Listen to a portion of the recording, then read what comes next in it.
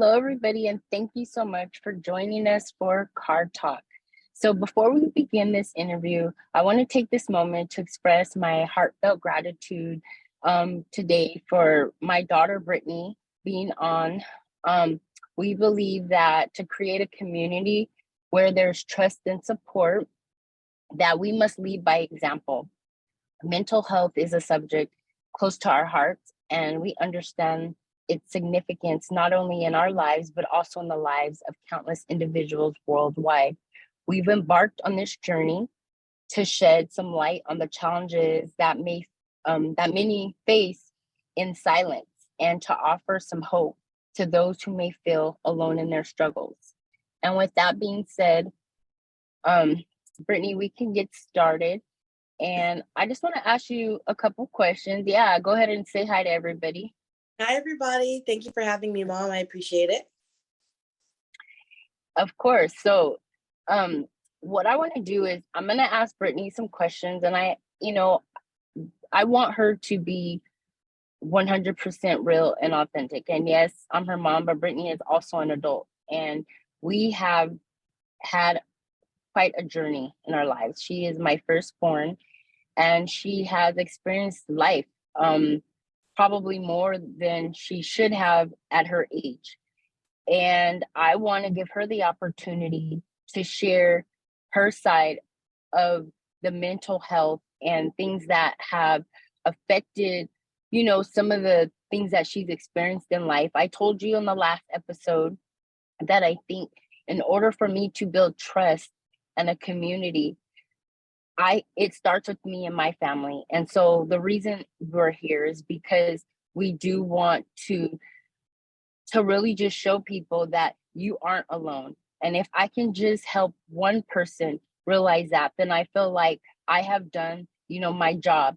So Brittany, with that being said, I guess the first thing I want you to answer, just so people get an idea, what can you share, or I guess your insights on the importance of addressing mental health concerns in today's society? Yeah, for sure.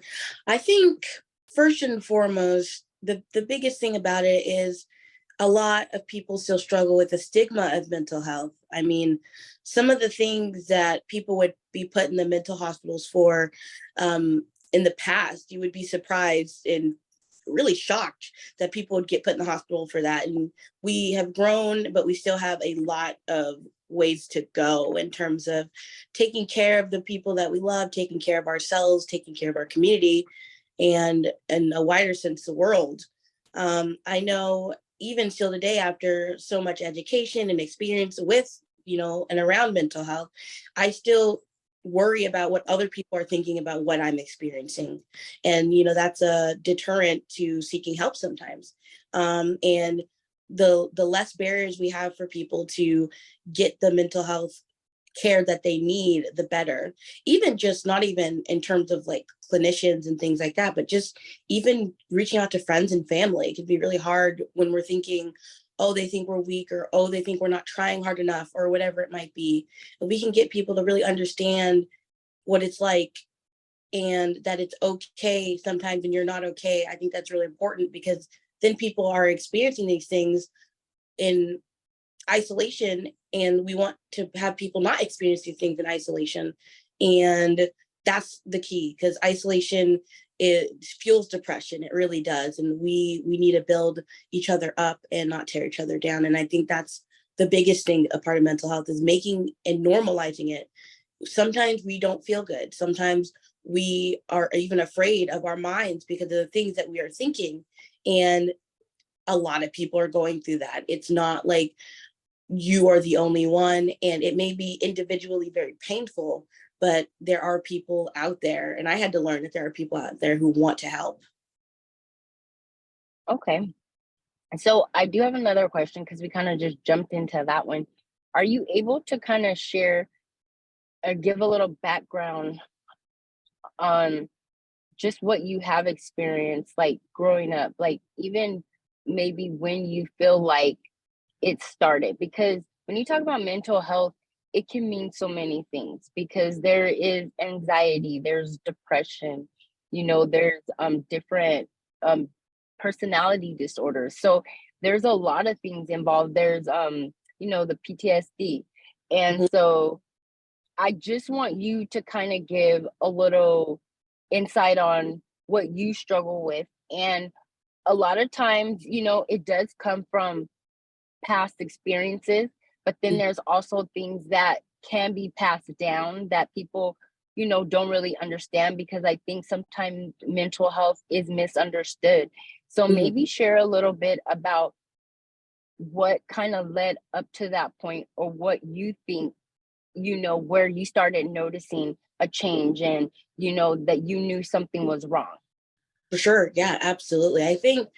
Um I think I've always kind of known I probably shouldn't, or not shouldn't, but I probably was experiencing something that wasn't all that healthy. I feel like I've always kind of been a little bit more melancholy on the sadder side of things. And I guess that's what people would consider depression. And I remember experiencing that as young as like 10. Um, but when I was 14, I started sleeping like at odd hours, not sleeping enough, sleeping too much. And that went all the way until I was about 17, 18. And then when I was 19, I experienced my first hypomanic episode. And that's when I was diagnosed with bipolar disorder. And essentially, what that means is my brain has a hard time regulating my mood. So sometimes I get really, really lows and really high highs. And so my brain is either very depressed or just very cloud nine. Like start talking too fast. I don't sleep enough. I start having delusions about things. And, I think the hardest thing about that particular aspect of it is we talk about depression and anxiety a lot more than we talk about other types of mental health, like schizophrenia, PTSD, schizoaffective disorder, borderline personality disorder. Like we're starting to become more aware of depression, anxiety, which a lot of people experience. Then there's the other side of that. There's a wide array of mental health experiences, and so um, I could kind of understand the depression and anxiety, but the hard part is I didn't understand the other side of it, the manic episodes.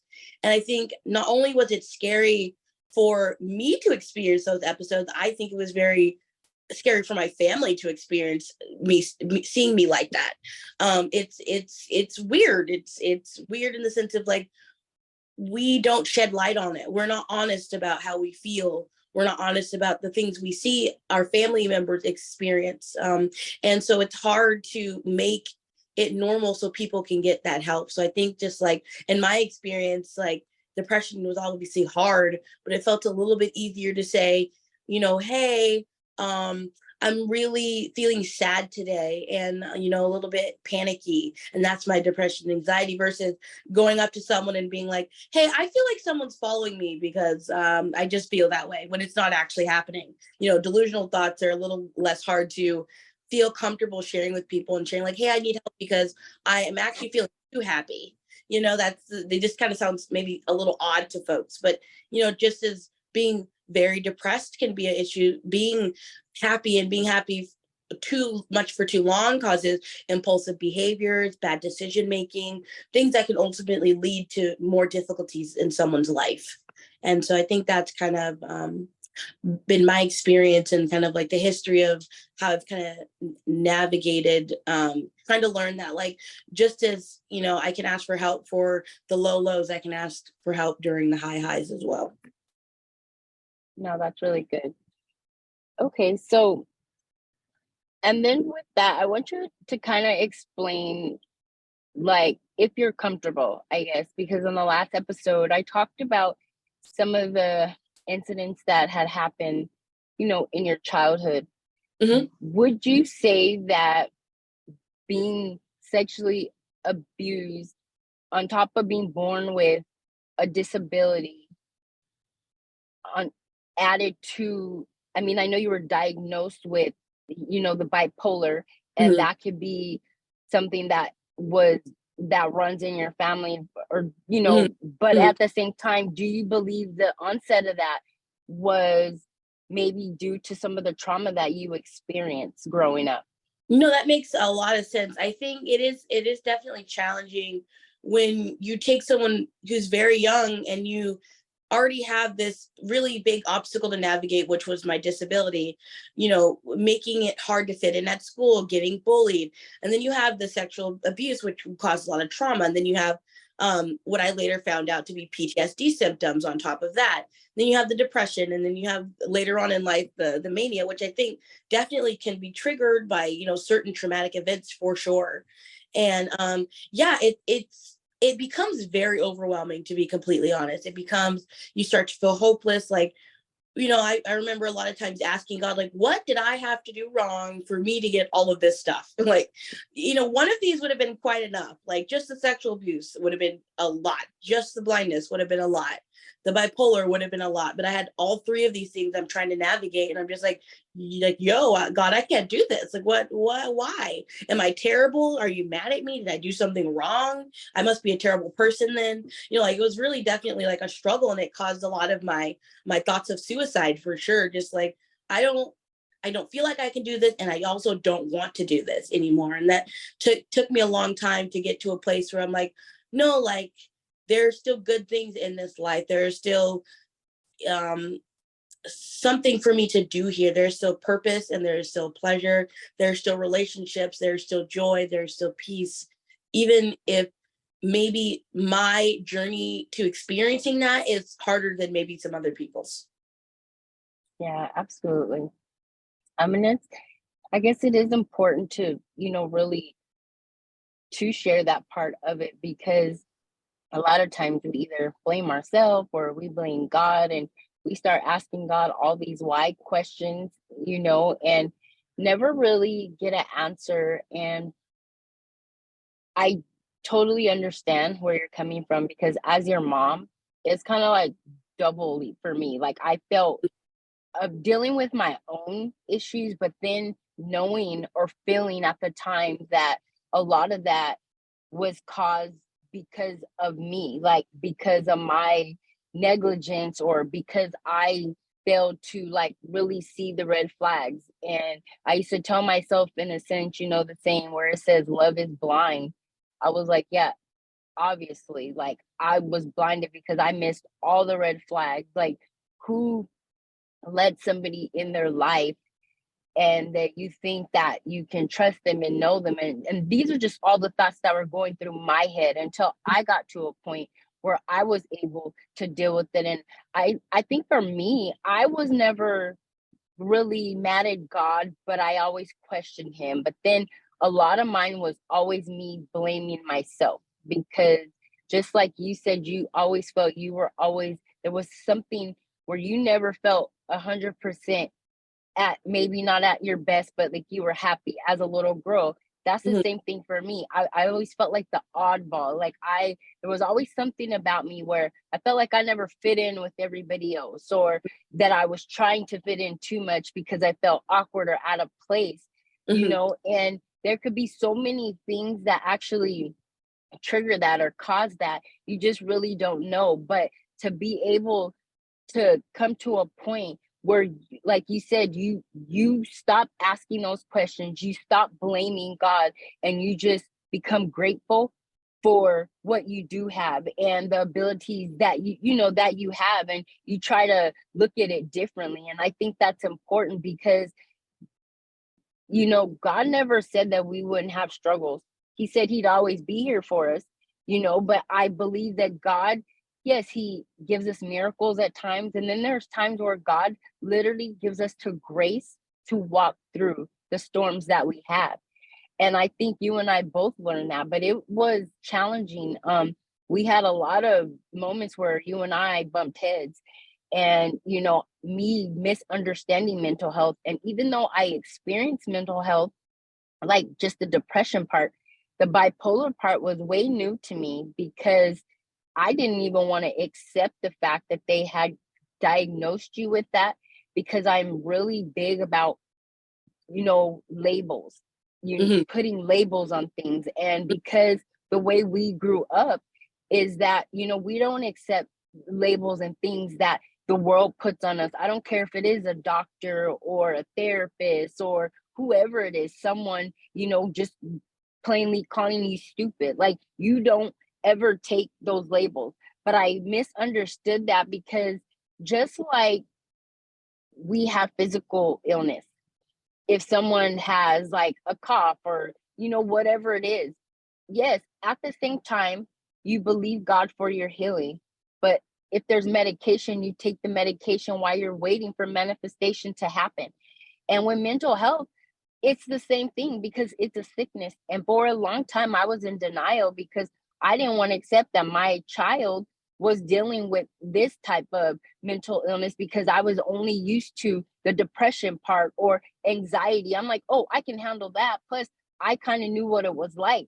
But to say, oh, bipolar, oh my goodness, then I'm like, that's scary. Not only is it scary because always the unknown is scary, but it's like, no, you're not going to be putting labels on my child. And I Mhm. start rebuking and praying. And I'm like, all the rebuking and all the praying I did, it didn't change what it was. It did it. And I remember, I don't know if you remember how I was kind of against the whole you taking the medication. And I Mhm. kept saying, no, just pray.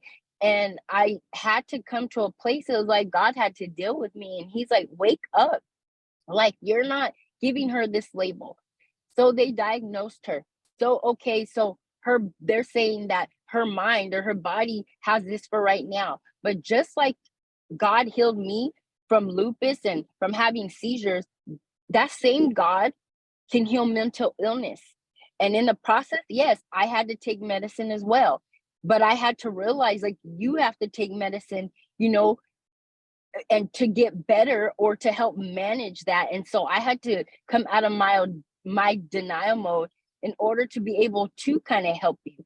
And would you say that once I kind of not accepted that, oh, you had bipolar, like you were taking it on, but accepted the fact that, yes, there is an issue right now, and we are believing God, for your complete healing. But in the meantime, we're going to work through this. Would you say that things got better for you? Was it less stressful? Because I feel like Yeah. I put even more pressure on you for being so like dogmatic about, no, you don't need meds, you don't need this, Yeah. when would you say that, when I just kind of learned to embrace it and learn about it, that it got better? Oh, for sure, definitely. Because I already didn't want to take the medication as it was. So then, like, oh, my mom is agreeing with me. I just won't take it then. It was another way for me to get out of it, And I, for a long time myself, had issues around taking the medication. And, you sometimes just have to do what you do. It's like, if you have a cough, you can't say, oh, no, I don't have a cough, and then don't take the cough medicine and then are surprised when you're still coughing a week later. Like, it doesn't make sense. And it's hard for people Right. connect the two things together. So, but no, it did get a lot better, and I felt more open about being honest about what I actually was doing and what I actually was thinking, what I actually was feeling, and so it does make it a lot easier for sure when the people who are around you and love you and are trying to support you are not just supporting you in the way that they think you need, but the way that you actually need to be supported. So for sure, it definitely improved. Yeah. And I think I probably just asked this question, or you kind of just answered it, but how can families play a pivotal role in supporting a loved one with mental health difficulties?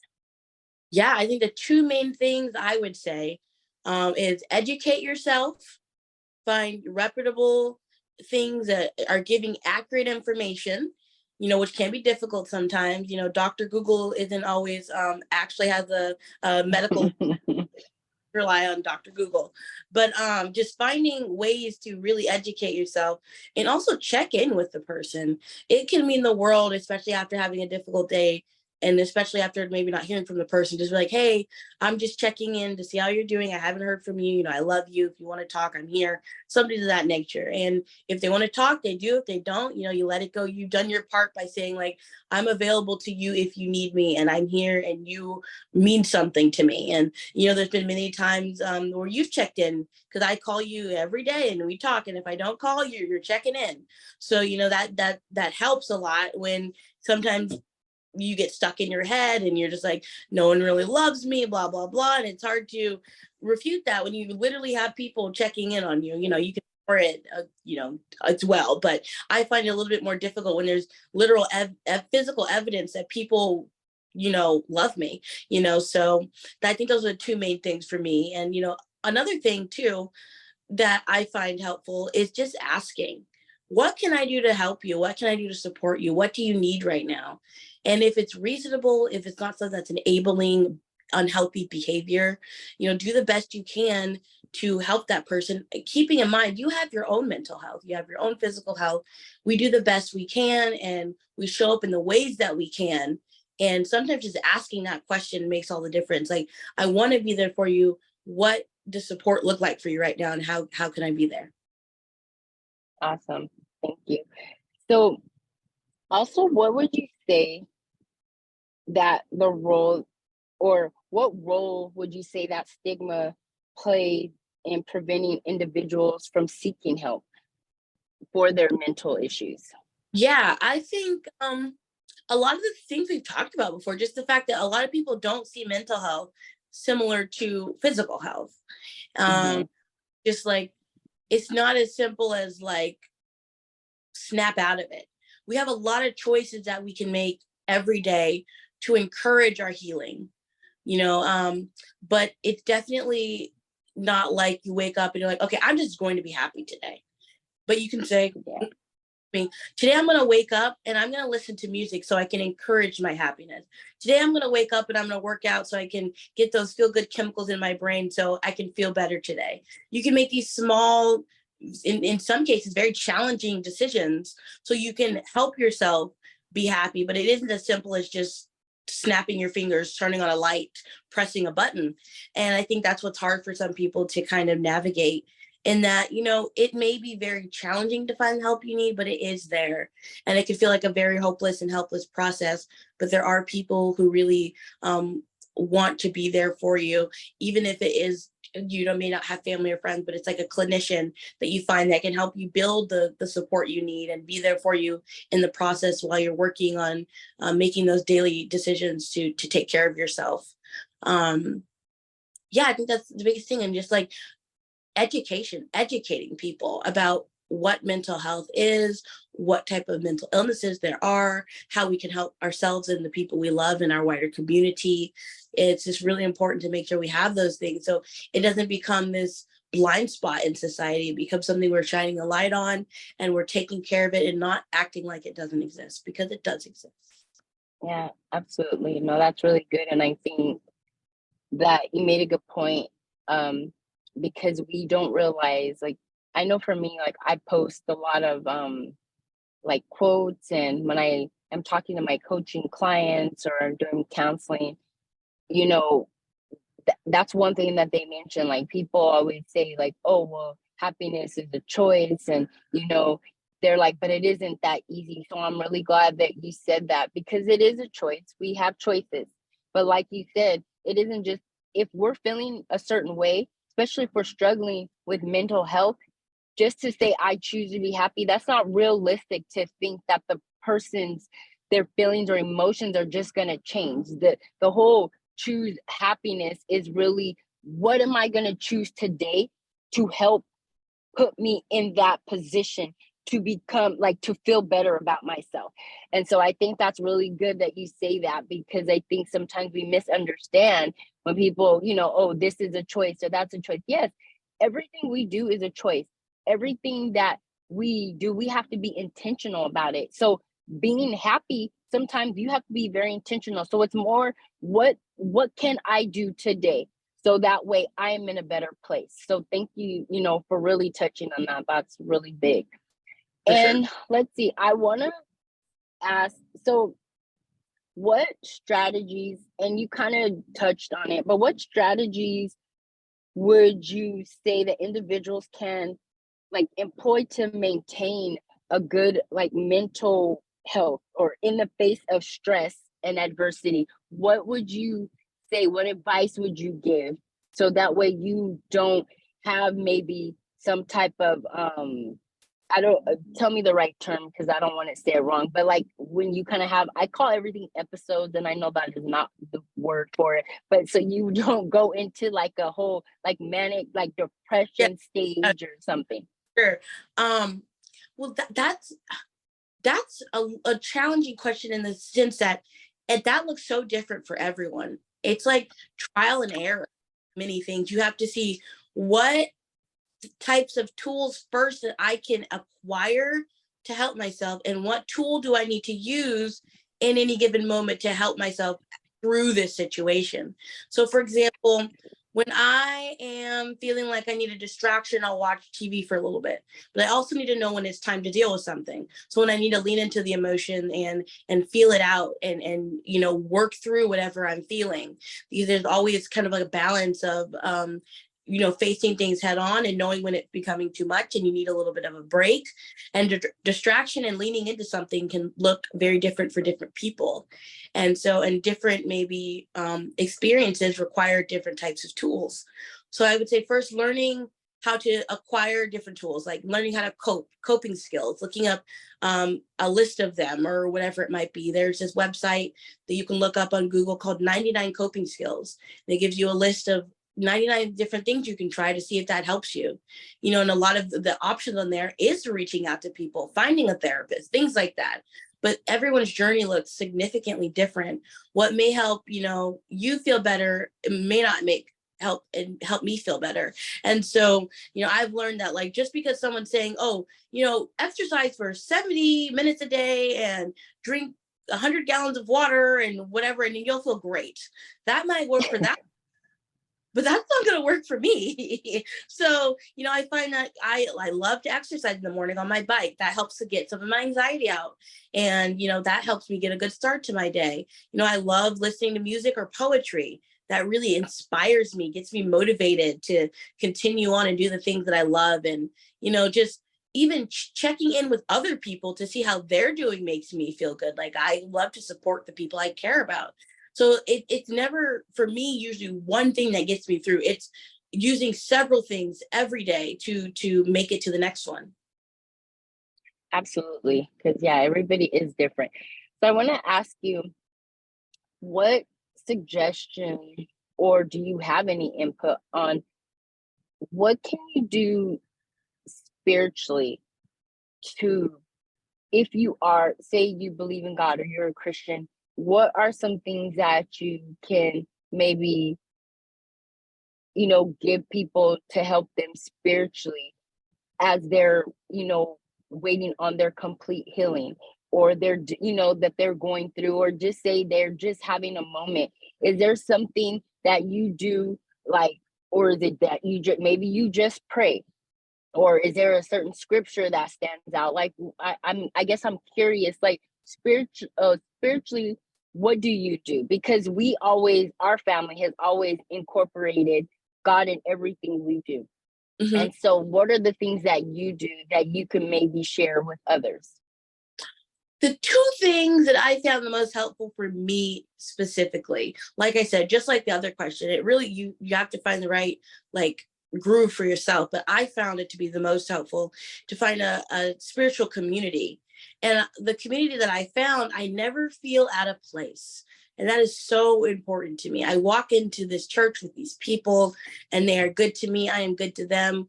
We, love Jesus. We don't just talk the talk, but we walk the walk. We go out and we help people. We serve others. And that feels good to do that with people I love very dearly, and that we're all weirdos, and it feels awesome. So that's one thing I appreciate. Another thing is sometimes I just don't have words. So prayer feels hard. Like, just feels like far away. I hear you. Just like laying there and be like, can you just be with me, God? Because, like, I'm just tired and don't have words, and just kind of like meditating on, like, just being. Sometimes just it gives me a sense of refuge and rest, and just like, I don't have to come up with anything right now. I can just be here, and that's okay. Mm-hmm. Yeah.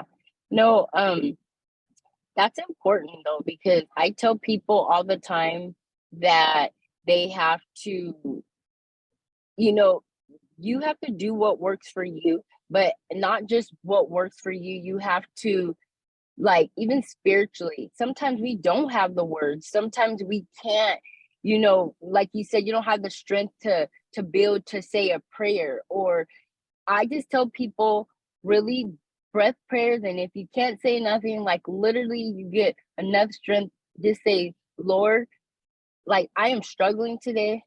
Meet me where I'm at, and there are many days where I felt like that. Like I couldn't say this whole long, powerful prayer. I was so drained and so tired, and I was so like I was just in a dark place that's all I could say is, Lord, meet me where I'm at, and just lay there, and however it happened, like it seemed like he was always there. Like he came, he met me where I was at every single time, So I think that's important because everybody's spiritual walk is different. And so we just have to be, mindful of that. And I think that's great that you were able to say, it looks different. It looks different for everybody. And when we go through things, you have to know what works for you. Your body, over time, like what works. But like you mentioned before, to learn about something, educate yourself, because that was my biggest, I think, downfall when it came to being able to help you better, was to educate myself on mental health and your specific diagnosis. So if there is one thing that you can leave with our listeners and our audience today, if they don't get anything else out of this, which I pray that they do, but what do you want to leave with them? Specifically, first I'll start with the people who are going through like mental health struggles and experiences, is that it may, especially in those moments of darkness or just not knowing what to do with everything that's going on, like we can feel really undeserving and worthless. And I think to remember, like, no matter what, no matter when, no matter how anything happens, you are enough and you are worthy and you are deserving of getting the help that you need, and to help yourself and for others to be there for you, despite even if that may not be happening in that moment. And to others who may just be wanting to help others in that situation, just reminding people of that. Like sometimes we just don't have the answers today, or maybe tomorrow, maybe a month goes by and we're still struggling to find the thing that's you're going to get us through. And so just there is light even if we can't see it, and it's painful and it's scary, and also still you can do it. You can. There is healing. Absolutely. Well, Britt, I just want to say I'm super grateful um, for you being here. I'm grateful that you're my kid. Like, you're amazing. You're awesome. And I'm not just saying that. Like, we have gone through a lot together, but I am very blessed to have you in my life. You impart a lot of wisdom in me, but not only did you have to, you had to kind of battle through life, not being able to see physically, but then you had to deal with the mental part of everything. And so I just want to say that I'm proud of you, and that I honestly even though you're my kid, I look at you and you're my hero. Thank you, Mom. I love you.